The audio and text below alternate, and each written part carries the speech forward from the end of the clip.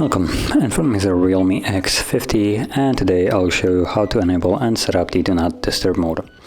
Now to get started, let's pull down the notification panel and go to the second page. It looks like that's where the toggle is for me, and from here you want to hold the toggle. This will take us to the settings where we can customize exactly how it works.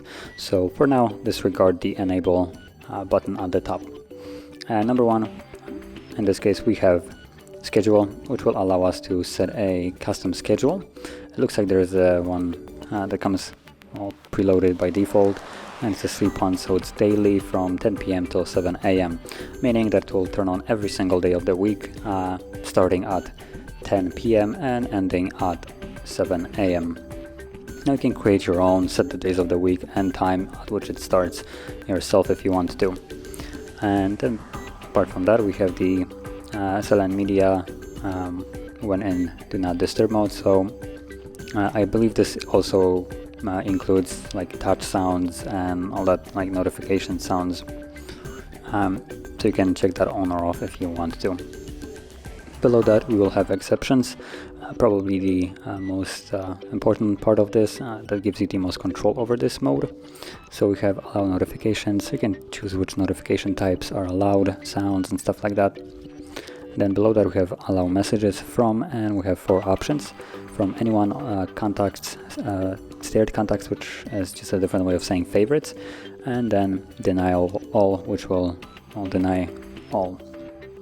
So no one will be able to message you during the Do Not Disturb mode. I mean, they will message you, but the message will, you will see that you got a message after the Do Not Disturb mode ends. And also you have allow calls from, same options. The key difference here though is that when you select deny all, you have the very bottom option, ring for repeated callers. So if anybody calls you twice within a 3-minute period, they will still be able to reach you no matter what it's set here. As you can see, in theory I should be able to deny every call. With this enabled, I will still get some calls if someone is really persistent or has some kind of, for instance, emergency. And from there you can simply leave this mode once you set it up. It's kind of like set it and forget it, and you can simply enable it from just the notification panel right here by tapping on it, and it will automatically become enabled. Or if you have set a schedule, well, then it will obviously be turning on itself and off by itself as well. And once you're done, you'll have to turn it off. So tap on it, and if it's white like it is right now, that means that it's off.